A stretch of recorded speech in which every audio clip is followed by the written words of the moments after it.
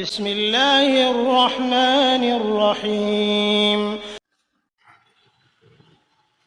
السلام علیکم ورحمۃ اللہ وبرکاتہ۔ آج کے لیسن میں ہم نے جو ورڈز پڑھنے ہیں ان میں ہم نے پڑھنا ہے الف مدہ کے بارے میں، واو مدہ کے بارے میں، یا مدہ کے بارے میں، تینوں کے بارے میں پڑھ لینا ہے، اور ساتھ ہم نے اسٹاپ کے بارے میں پڑھنا ہے۔ وقف آ جائے گا تو وہاں پہ ہمیں کیا کرنا چاہیے، زبر زیر پیش کو ہم کیسے ادا کریں گے، اور دوسرا ہم نے سب سے پہلے اخوا کے بارے میں پڑھنا ہے۔ اخوا کا میں نے آپ کو کل کہا تھا، ویڈیو اچھی طریقے سے دیکھ لیجیے، تیاری کر لیجیے۔ آج میں آپ کو دوبارہ سے بتاؤں گی، اور میں ایسا کر رہی ہوں اس ویڈیو میں 2 لیسن سینڈ کر رہی ہوں، ٹھیک ہے۔ ایک لیسن میں ویڈیو کے پہلے والے حصے میں سمجھا دیتی ہوں آپ کو، ایک دوسرے والے حصے میں سمجھا دیتی ہوں۔ آپ پوری ویڈیو دیکھیں، اچھی طریقے سے ریڈی کر لیجیے، لیکن ایک کلاس کے اندر آپ نے صرف ایک ورڈ ہی سنانا ہے مجھے، ایک کلاس کے اندر یہ والا ورڈ اور ایک کلاس کے اندر یہ والا اگلے والا ورڈ سنانا ہے۔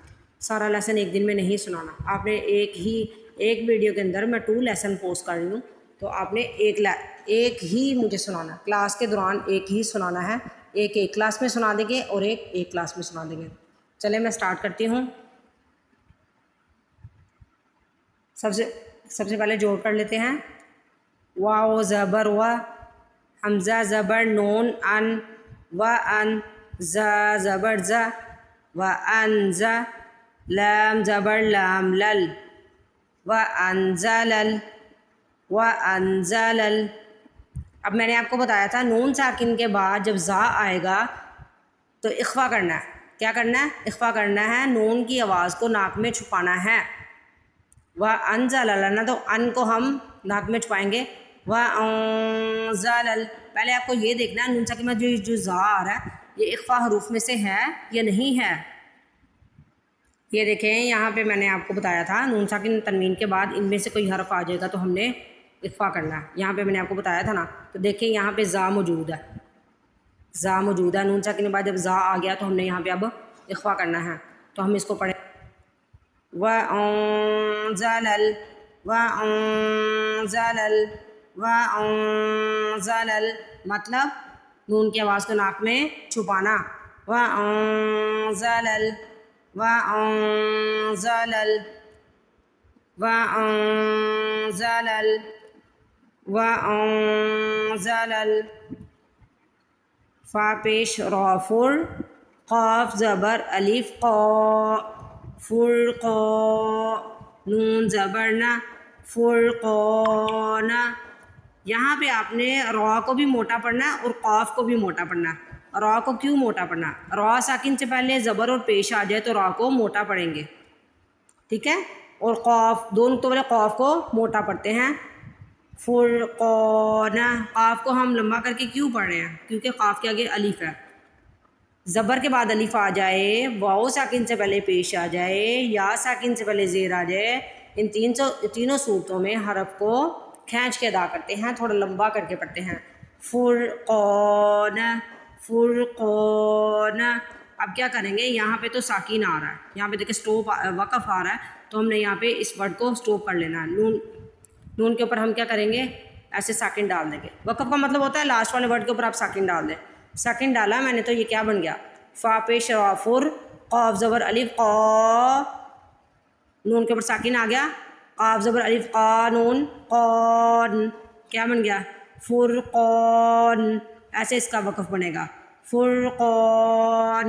اب اس کو پورا یاد کر لیں، وَأَنزَلَ الْفُرْقَانَ، وَأَنزَلَ الْفُرْقَانَ، وَأَنزَلَ الْفُرْقَانَ،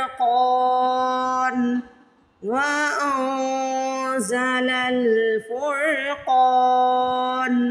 فرقان۔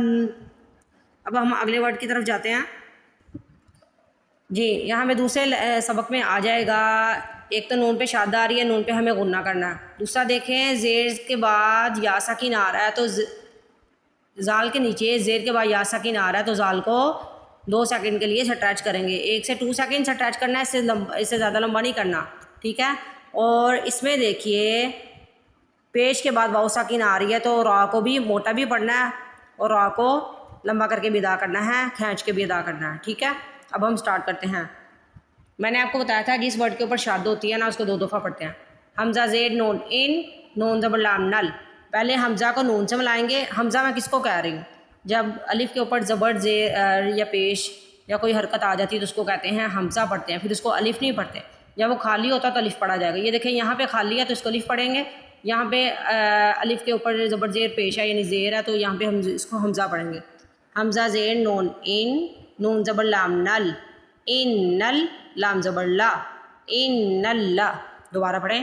حمزہ زیر نون ان نون زبر لام نل ان نل لام زبر لا ان اللہ. زال زیر یا ذی ان الذی نون زبر نا ان الذین. اب دیکھیے یہاں پہ نون کے اوپر تو شادہ آ رہی ہے. میں نے آپ کو پچھلی ویڈیو میں بتایا تھا جب غنہ کی پریکٹس کروائی تھی اس میں بتایا تھا نون کے اوپر میم کے اوپر جب شادہ آئے گی تو غنہ زمانی ہوگا. غنہ کریں گے ہم. اب یہاں پہ آپ سمپل یہی یاد رکھیں نون کے اوپر شادہ اور میم کے اوپر شادہ آئے گی تو غنہ کرنا. ناک میں آواز لے کے جانی ہے. تو ہم یہاں پہ غنہ کریں گے ان اللہ ان. یہ غنہ ہو رہا ہے ان اللہ ان الذین ان الذین. نون چک پہ غنہ کرنا ہے. زال کو سٹریچ کرنا ہے. زال زیر کے بعد یا ساکن آ رہا ہے تو زال کو کھینچ کے ادا کریں گے ان الذین ان الذین. جیسے ہی آپ نے زال کو پڑھنا ہے آپ نے زبان جلدی سے دانتوں کے درمیان میں رکھ لینی ہے. زال کو سوفلی ادا کرتے ہیں. دال اور سا کو ادا کرتے وقت زبان جو ہے دانتوں کے درمیان میں رکھتے ہیں. ان الذین ان الذین.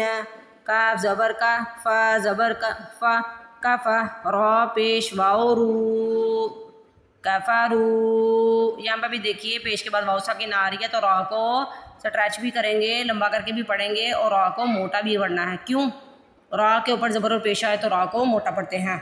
کفارو کفارو. اب اس کو ایسے نہیں پڑھنا کافارو.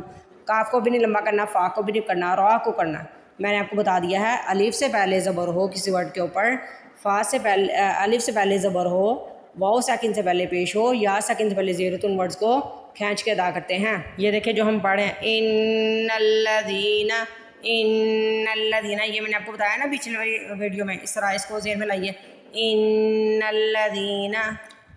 کافرو میں دیکھیے آپ را پیش کے بعد واو ساکن آ رہا ہے. اگر واو سے پہلے کسی حرف پر پیش آ جائے تو اسے واو مدہ کہتے ہیں. ٹھیک ہے اس کو واو مدہ کہتے ہیں. اگر آپ کو واو مدہ نہیں بھی یاد ہو تو آپ اس طریقے سے یاد کر لیجئے. پیش کے بعد واو ساکن آئے تو اس ورڈ کو کھینچ کے ادا کرنا ہے. اب ہم اس ورڈ کو پورا پڑھ لیتے ہیں. ان الذین کفروا ان الذین کفروا ان الذین کفروا. اس ورڈ کے اندر صرف 3 ہی رول نظر آ رہے ہیں. نون شد پہ غنہ کرنا ہے. زال کو کھینچ کے ادا کرنا ہے. زیر کے بعد یا آ رہی ہے یا سکین آ رہی ہے اور را کو کھینچ کے ادا کرنا ہے اور موٹا بھی پڑھنا ہے کیونکہ پیش کے بعد واو سکین آ رہا ہے. ٹھیک ہے میں نے آپ کو بتایا تھا اگر آپ کو رولز نہیں یاد ہوتے تھے تو آپ کلرز یاد کر لیں. یہ جو میں قرآن سے پڑھا رہی ہوں جس قرآن سے میں پڑھا رہی ہوں وہاں پہ اخفا کا کلر بھی پنک ہے اور غنہ کا کلر بھی پنک ہے. یہاں پہ پنک کلر آنا وہاں پہ آپ نے اخفا کرنا ہے انزل. ٹھیک ہے وَأَنزَلَ الْفُرْقَانَ إِنَّ الَّذِينَ كَفَرُوا. تھوڑا سا ہم جو مین رول ہوتا ہے نا لفظ کے اندر وہ ہوتا ہے لفظ کو کھینچنا کہاں پہ ہے یہ نہیں ہمیں پتہ چل رہا ہوتا. تو اس رول کو ہمیشہ یاد رکھا کریں. اگر الف سے پہلے زبر ہو تو اس ورڈ کو سٹریچ کرنا ہے. یہ دیکھیں یہاں پہ 2 ہی ورڈ ہے. آ کو سٹریچ کرنا دن کو نہیں آ کو کرنا ہے کیونکہ آ کے آگے الف ہے. ٹھیک ہے الف سے پہلے زبر ہو تو اس کو سٹریچ کرتے ہیں. یہاں پہ دیکھیے واو سے پہلے کسی ورڈ پہ پیش آ جائے تو اس کو سٹریچ کرتے ہیں. واو ساکن سے پہلے پیش آ جائے تو اس کو سٹریچ کرتے ہیں. اعوذ اعوذ اعوذ. اسی طرح اگر یا سے پہلے کسی حرف کے نیچے زیر آ جائے تو اسے سٹریچ کر کے پڑھتے ہیں اسے کھینچ کے ادا کرتے ہیں. ٹھیک ہے اور اسے یا مدہ بھی کہتے ہیں.